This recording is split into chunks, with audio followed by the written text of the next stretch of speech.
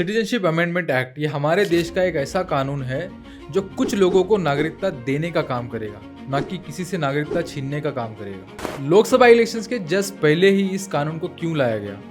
अगर इन माइनॉरिटीज़ को नागरिकता दी जाएगी तो उनकी रोज़गार की सुविधा कहाँ से होगी? इनका एजुकेशन, इनको रहने के लिए घर, इनका हेल्थ केयर, इन सब का नियोजन कैसे होगा और कौन करेगा? बड़े कानून हर किसी को नागरिकता नहीं देगा। उस कोरोना की फर्स्ट वेव में, सेकेंड वेव में इतना टाइम चला जाता है कि सीए का कानून इंप्लीमेंट करने का मौका ही नहीं मिलता।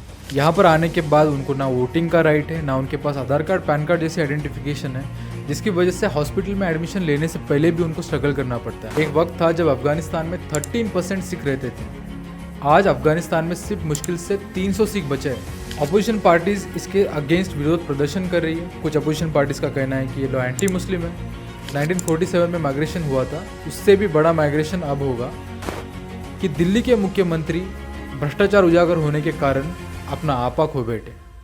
अब कुछ लेफ्ट लिबरल्स ये भी कहेंगे कि अगर पाकिस्तान, अफगानिस्तान और बांग्लादेश ये 3 इस्लामिक देश होने के कारण Muslims are exclusive in CAA, मतलब मुस्लिम्स को इसमें एक्सक्लूसिव रखा गया है। But why Jews, atheist, those are also exclusive? क्योंकि सीएए का बिल भले ही पूरे देश भर में अप्लाई किया गया हो, इम्प्लीमेंट किया गया हो, लेकिन कुछ एक्सेप्शंस ऐसे भी हैं जिनको छोड़ दिया गया। अगर रूलिंग पार्टी नागरिकता दे देती है तो जाहिर सी बात है वो मोस्ट लाइकली वोट उन्हीं को करेंगे। नमस्ते दोस्तों, स्वागत है आपका हमारे इस पॉडकास्ट शो विद राठौड़ में। मैं हूं आपका होस्ट और दोस्त दीपक। दोस्तों, हमने इस पॉडकास्ट की शुरुआत की है कुछ सीखने और नॉलेज स्प्रेड करने के पर्पज से, जिसमें हम लाइफ के हर पहलू के बारे में डिस्कस करने की कोशिश करेंगे। Right from history and geopolitics to science and technology, from sports and entertainment to health and meditation, और आपका internet favourite dark and horror. दोस्तों, हम अवेलेबल है स्पॉटिफाई पे भी, जहां हम रिलीज करते हैं एवरी वेडनेसडेज एंड सैटरडेज। उम्मीद है दोस्तों आपको ये वाला एपिसोड भी पसंद आएगा। शुरू करते हैं ये वाला episode in 3, 2 and 1।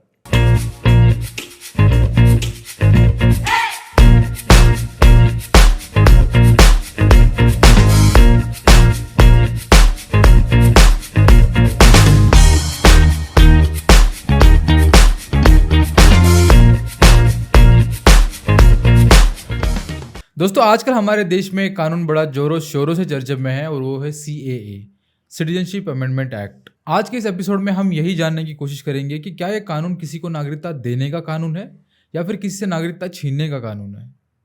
Modi government के इस कानून के इम्प्लीमेंट करने के बाद अपोजिशन पार्टी में जैसे हल्ला गुल्ला मच रहा है।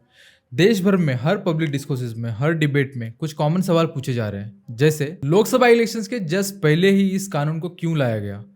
अगर इन माइनॉरिटीज़ को नागरिकता दी जाएगी तो उनकी रोज़गार की सुविधा कहाँ से होगी? इनका एजुकेशन, इनको रहने के लिए घर, इनका हेल्थ केयर, इन सब का नियोजन कैसे होगा और कौन करेगा? और सबसे बड़ा सवाल, क्या ये कानून स्पेसिफिकली इंडियन मुस्लिम्स की नागरिकता छीनने का काम करेगा? आज के एपिसोड में हम ये सारी चीज़ें जानने की कोशिश करेंगे। Please watch it till the end. तो सीएए है क्या? सिटीजनशिप अमेंडमेंट एक्ट ये हमारे देश का एक ऐसा कानून है जो कुछ लोगों को नागरिकता देने का काम करेगा, ना कि किसी से नागरिकता छीनने का काम करेगा। दिसंबर 2019 में भारत सरकार ने इस कानून को पार्लियामेंट में पारित किया था। बट एक कानून नागरिकता दे किसको रहा है? तो हमारे जितने भी पड़ोसी देश हैं उनमें से पाकिस्तान, अफगानिस्तान, बांग्लादेश, इन तीनों इस्लामिक देशों के अंदर जितने भी माइनॉरिटीज़ रह रहे हैं, जिनमें हिंदू, सिख, जैन, बौद्ध, पारसी और क्रिश्चियंस आते हैं, इन लोगों को उनके देश में हो रही धार्मिक प्रताड़नाओं के कारण, मुसीबतों के कारण वो लोग स्थलांतर करके भारत में आकर रह रहे हैं। ऐसे लोगों को ये कानून भारत की नागरिकता देने का काम करेगा। बट ये कानून हर किसी को नागरिकता नहीं देगा, उन्हीं लोगों को देगा जो लोग पार्टीशन से लेके, यानी कि 15 अगस्त 1947 से लेके 31 दिसंबर 2014 तक पड़ोसी देशों से हमारे देश के अंदर स्थलांतर करके आए हैं। उन्हीं लोगों को नागरिकता देने का काम करेगा। ऐसी माइनॉरिटीज़ का अब तक हमारे देश के अंदर कोई वजूद नहीं था।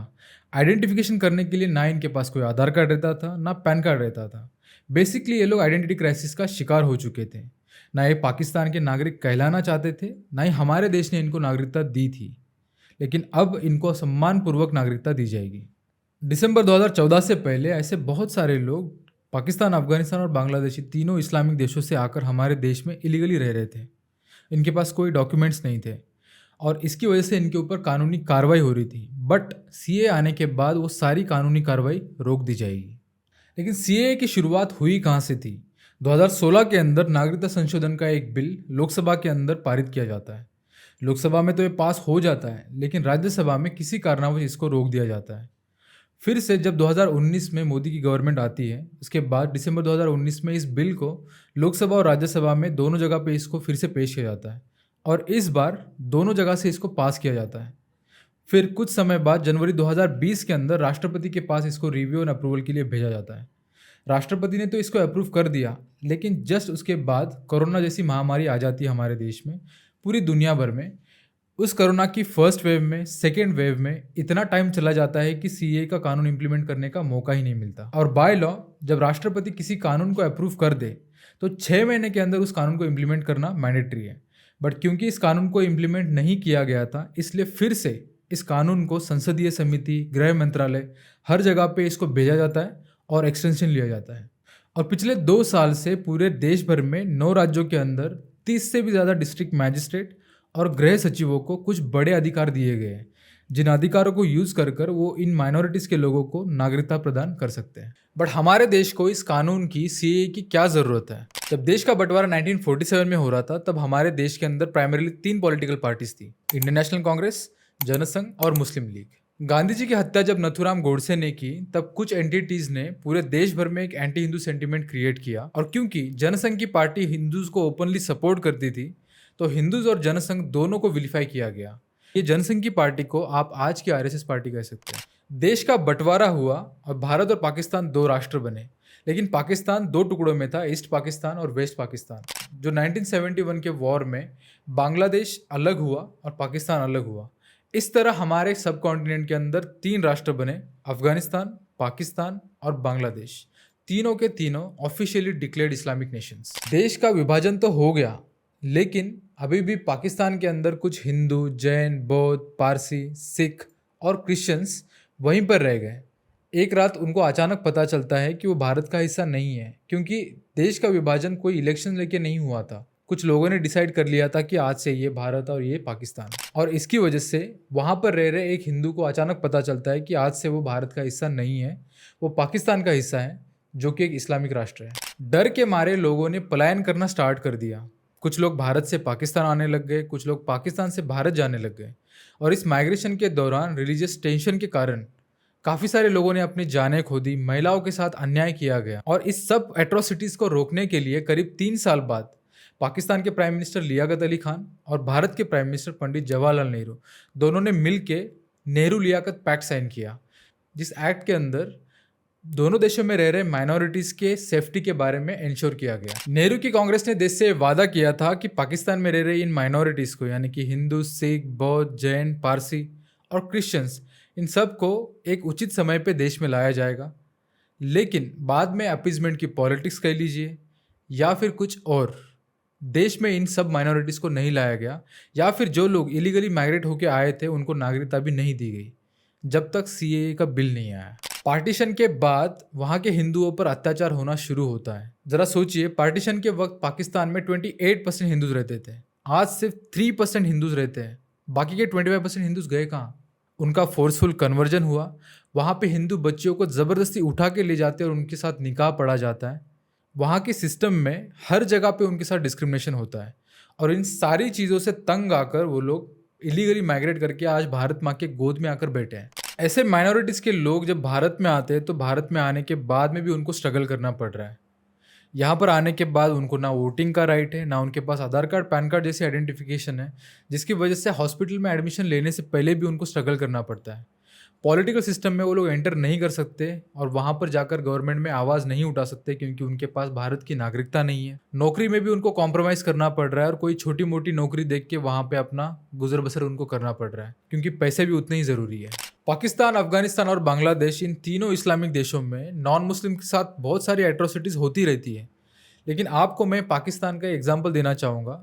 पाकिस्तान के एक फॉर्मर क्रिकेटर थे दानिश कनेरिया। दानिश कनेरिया धर्म से एक हिंदू है और वो अपने समय के पाकिस्तान क्रिकेट के सबसे बेहतरीन बॉलर में से एक थे।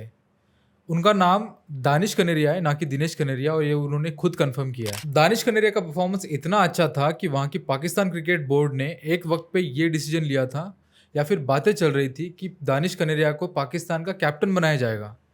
लेकिन उनकी आगे की स्ट्रगल सुनकर आप ये अंदाज़ा लगा सकते हैं कि वहाँ की माइनॉरिटीज़ के साथ क्या क्या होता है। दानिश कनेरिया एक प्रैक्टिसिंग हिंदू थे और पाकिस्तान क्रिकेट टीम में आने के बाद में उनको अलग अलग टीम मेंबर्स द्वारा अलग अलग टाइम पे through out the career forcefully convert करने का उनको ट्राई किया गया। उन्होंने यहाँ तक कहा कि शाहिद अफरीदी जब कैप्टन थे तो उनको directly Hindu to Muslim convert करने का उन्होंने ट्राई किया, और सिर्फ मामला कन्वर्जन तक नहीं रुका। जब वो पाकिस्तान क्रिकेट टीम में खाना खाने के लिए बैठते तो कोई भी उनके साथ में आके नहीं बैठता था, या फिर कोई बैठा हो तो उठ के चला जाता था। और ये सारे एलिगेशन शोएब अख्तर ने एक चैट के दौरान खुद पब्लिक किए थे, शोएब अख्तर ने, जो उनके फेलो क्रिकेटर थे। और ये सारे प्रॉब्लम्स उनको हर बार नहीं हुए। उनका कहना है कि जब इंजमाम उलग की कैप्टनसी चल रही थी तो उनके अंडर उनको कभी भी डिस्क्रिमिनेशन का सामना नहीं करना पड़ा। अब आप सोचिए कि पाकिस्तान क्रिकेट टीम के अंदर ये लेवल का डिस्क्रिमिनेशन हो रहा था एक बड़े सेलिब्रिटी लेवल पे, तो एक आम पाकिस्तानी हिंदू के साथ वहाँ पे क्या एट्रोसिटीज़ होती होगी। दानिश एक चैंपियन प्लेयर थे। वो अपने वक्त के टेस्ट क्रिकेट में सबसे हाईएस्ट विकेट टेकर थे आफ्टर वसीम अकरम, वकार यूनिस एंड इमरान खान। 2012 में मैच फिक्सिंग के आरोप में जब इंग्लैंड एंड वेल्स क्रिकेट ने उनको बैन कर दिया, तब पाकिस्तान क्रिकेट बोर्ड और पाकिस्तान की गवर्नमेंट दोनों ने मिल के उनको फाइनेंशियल और लीगली सपोर्ट देने से मना कर दिया, जिसके बाद उनको अपने करियर से भी हाथ धोना पड़ा। दानिश के साथ डिस्क्रिमिनेशन का ये मामला सिर्फ क्रिकेट तक नहीं रुका। दानिश जब बैन हो गए थे तब जब भी वो कभी पब्लिक इंटरेक्शन करने पूरे पाकिस्तान में जाते थे तो वहाँ पर भी उनको डिस्क्रिमिनेशन का सामना करना पड़ा। सिर्फ उन्हीं को नहीं, उनके साथ साथ उनकी फैमिली को भी इसी डिस्क्रिमिनेशन का सामना करना पड़ा। और गेस व्हाट, आज दानिश कहाँ पर है? दानिश को ये सारे प्रॉब्लम्स को फेस करने के बाद भी पाकिस्तान को छोड़ना पड़ा मजबूरन, और आज वो कनाडा में रहते हैं। और ये एट्रोसिटीज़ पाकिस्तान में सिर्फ हिंदूज़ के साथ नहीं होती, दूसरे माइनॉरिटीज़ के साथ में भी होती है। जैसे 2009 में गुजरा एक एरिया है पाकिस्तान में जहाँ पे क्रिश्चियंस लोग रहते थे, और उन क्रिश्चियन लोगों के घर जला दिए गए, जिसमें 7 क्रिश्चियंस की मौत भी हो गई। सिर्फ गलत टिप्पणी की वजह से 7 लोगों को जला के मार दिया गया पाकिस्तान में। अब आप ही सोचिए कि पाकिस्तान के एक बड़े क्रिकेट सेलिब्रिटी के साथ अगर ये डिस्क्रिमिनेशन हुआ है, तो वहाँ पर रह रहे एक आम हिंदू, पारसी, जैन, बौद्ध, सिख या फिर क्रिश्चियन लोगों के साथ क्या क्या होता होगा। दानिश कनेरिया एक financially well to do person थे, इसलिए वो कनाडा चले गए। लेकिन वहाँ पर रह रहे माइनॉरिटीज़ के लोग, पाकिस्तान में रह रहे माइनॉरिटीज़ के लोगों के पास और क्या ऑप्शन है? ऑप्शन है भारत, और इसलिए भारत में सीए का आना ज़रूरी था। पाकिस्तान की तरह अफगानिस्तान में भी ये सारी एट्रोसिटीज़ हुई है। एक वक्त था जब अफगानिस्तान में 13% सिख रहते थे। आज अफगानिस्तान में सिर्फ मुश्किल से 300 सिख बचे हैं, सिर्फ 300। बांग्लादेश में 30% हिंदू रहते थे पहले, आज सिर्फ 7% हिंदू रहते हैं। बाकी के 23% कहाँ गए? इन तीनों देशों में हो रही इन एट्रोसिटीज़ को कैसे समाप्त करें? क्या सोल्यूशन है? क्या हम पाकिस्तान, अफगानिस्तान, बांग्लादेश, ये तीनों देशों पर ट्रस्ट करें कि वो उनके माइनॉरिटीज़ को सेफ रखेंगे? क्या ये हमारी भारत सरकार की नैतिक जिम्मेदारी नहीं बनती कि उन हिंदू भाइयों को जो हमसे पार्टीशन के वक्त अलग हुए थे, उनको सम्मानपूर्वक उनकी आइडेंटिटी फिर से दी जाए? यही सम्मान देने का काम मोदी गवर्नमेंट ने किया है। 2019 में सीए लाया गया और 5 साल बाद 2024 में इसे नोटिफाई एंड इम्प्लीमेंट किया गया पूरे देश भर में। सीए के इम्प्लीमेंट होने के बाद से ही इसके साथ बहुत सारी कॉन्ट्रोवर्सीज और रूमर्स जुड़ गए हैं। अपोजिशन पार्टीज इसके अगेंस्ट विरोध प्रदर्शन कर रही है। कुछ अपोजिशन पार्टीज का कहना है कि ये लॉ एंटी मुस्लिम है, कुछ अपोजिशन पार्टीज का कहना है कि ये लॉ कॉन्स्टिट्यूशन के अगेंस्ट जाता है। बट सच क्या है? 2019-20 में जब सीएए पार्लियामेंट के अंदर पास हुआ तब पूरे देश भर में हमें प्रोटेस्ट देखने मिले। प्रोटेस्टर्स ने प्रोटेस्ट किए, हिंसा भड़काई, कुछ लोगों की जानें भी गई, और उनका कहना ये था कि धर्म के आधार पर देश की नागरिकता नहीं देनी चाहिए। सीए का विरोध काफ़ी सारे लोग कर रहे हैं, लेकिन एट द सेम टाइम कुछ लोग ऐसे भी हैं जो इसको सपोर्ट कर रहे हैं।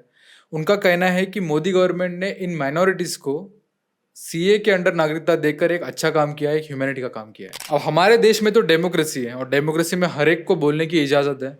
तो कुछ लोग तो ये भी कह रहे हैं कि इस बिल के आने के बाद में कुछ लोगों को अवैध नागरिक घोषित किया जाएगा और देश से बाहर निकाला जाएगा।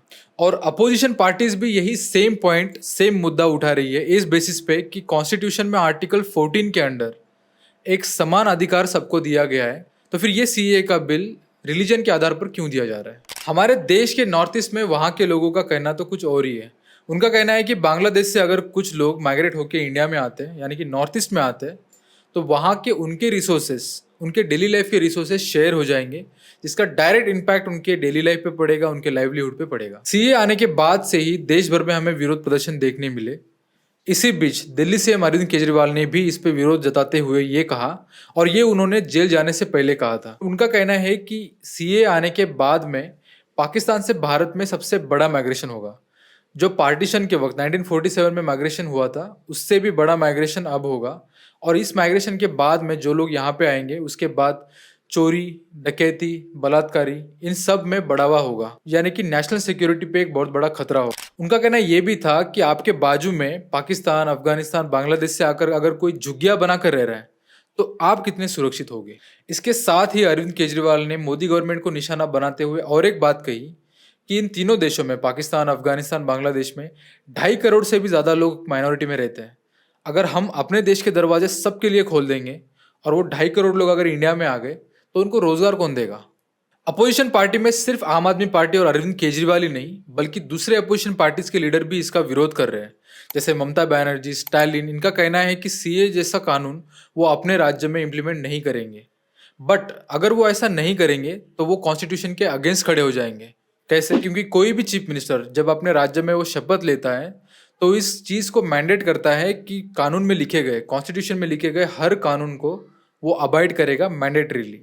और अगर वो ना करे तो कॉन्स्टिट्यूशन के अगेंस्ट खड़ा हो जाएगा, जो उन्हीं की सरकार के लिए एक वाइज डिसीजन नहीं होगा। एक इंटरव्यू में जब honourable home minister Amit Shah से पूछा गया कि अरविंद केजरीवाल का ये कहना है कि जब इलीगल माइग्रेशन होगा, ये लोग जितने भी माइनॉरिटीज़ के लोग हैं वो पाकिस्तान से, अफगानिस्तान से, बांग्लादेश से जब भारत में आएंगे तो ये सारे प्रॉब्लम्स खड़े हो जाएंगे हमारे लिए। उनके लिए अमित शाह का ये कहना था, he said and I quote, कि दिल्ली के मुख्यमंत्री भ्रष्टाचार उजागर होने के कारण अपना आपा खो बैठे। उन्हें ये पता ही नहीं है कि जो लोगों की वो बात कर रहे हैं वो इंडिया में ऑलरेडी आ चुके हैं, आने वाले नहीं हैं। तो यहाँ पर जो लोग रह रहे हैं उनकी रोज़गार की चिंता उतनी करने की ज़रूरत नहीं है।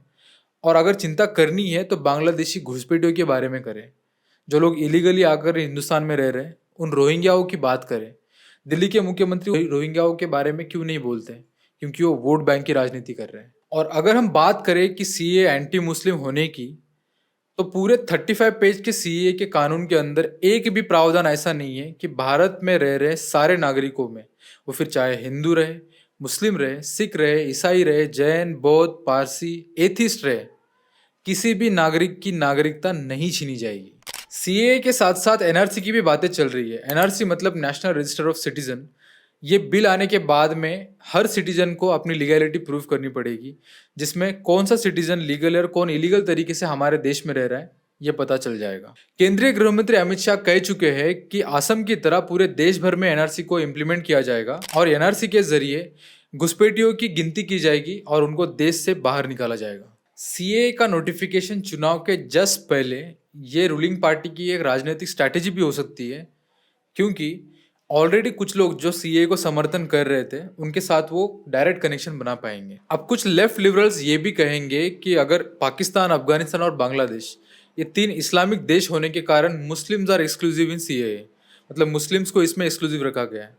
But why Jews, atheist, those are also exclusive, क्योंकि इस बिल के अंदर ज्यूज को भी प्रोविजन नहीं है, एथियस्ट को भी प्रोविजन नहीं है, तो उनको क्यों नहीं दिया गया। अब मुद्दा यह है कि अगर सभी को प्रोविजन दिया गया, पूरे देश में जितने भी लोग रह रहे हैं, पूरे दुनिया में जितने भी लोग रह रहे हैं, अगर सभी के लिए हमारे दरवाजे खोल दिए तो नेशनल सिक्योरिटी के साथ एक बहुत बड़ा कॉम्प्रोमाइज़ हो जाएगा। इसलिए इसको एक्सक्लूसिव रखा गया है।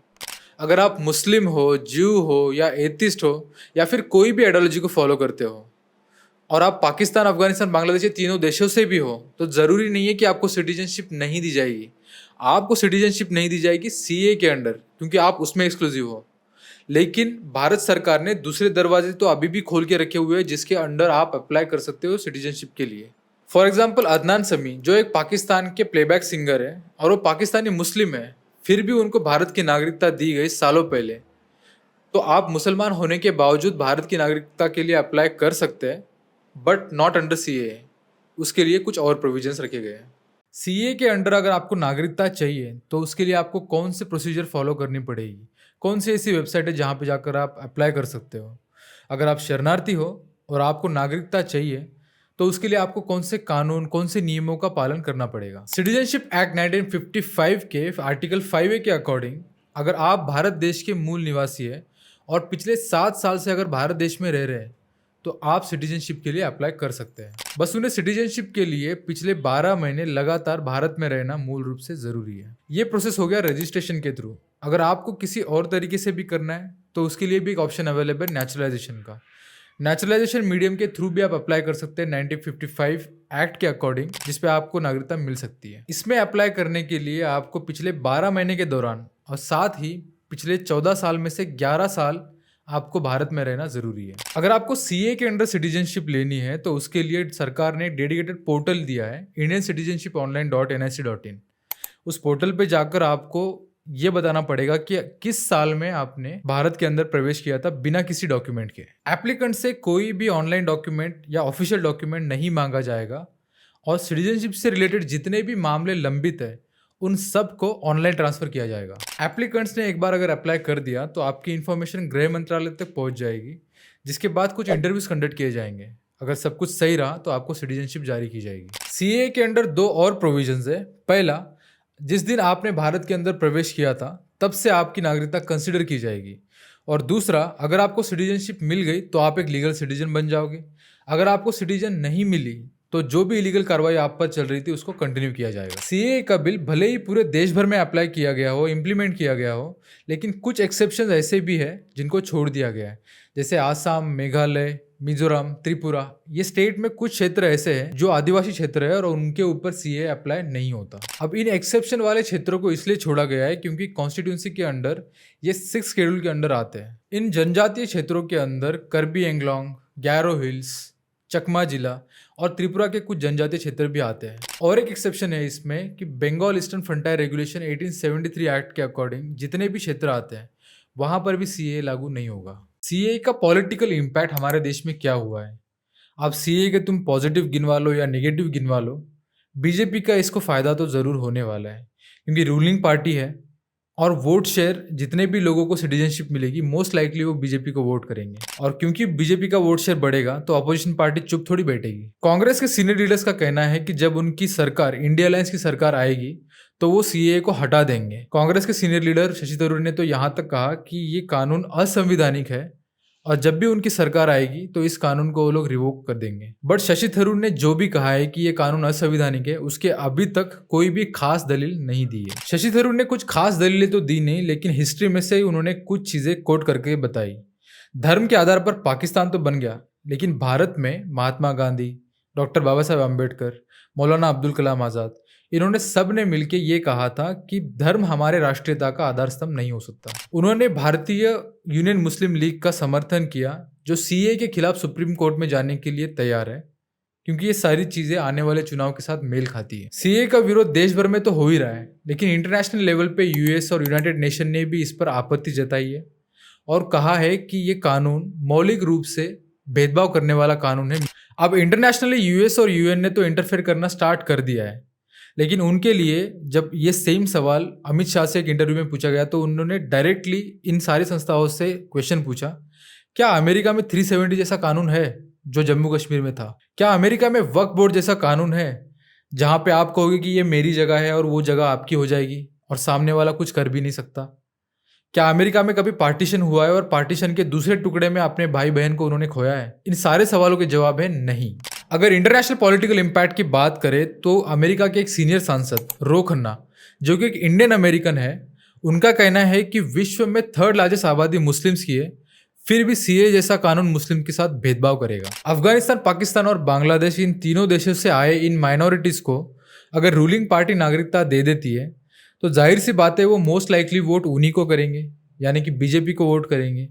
तो इसके वजह से पॉलिटिकल इम्पैक्ट नेशनल लेवल पे तो होगा ही, बट इसको आप क्या कहोगे? इसको अच्छे कर्म का अच्छा नतीजा बोलोगे या फिर एक सोची समझी साजिश? अब इन माइनॉरिटीज की संख्या कितनी है? भारत सरकार ने तो ये आंकड़ा डिक्लेयर नहीं किया है कि इन माइनॉरिटीज की संख्या कितनी है, लेकिन एक अप्रोक्सीमेट गेस है कि ये करोड़ों में होगी। अब ये संख्या करोड़ों में होगी तो मोस्ट लाइकली आभार प्रकट करने के व्यक्त से ये लोग रूलिंग पार्टी को ही वोट देंगे।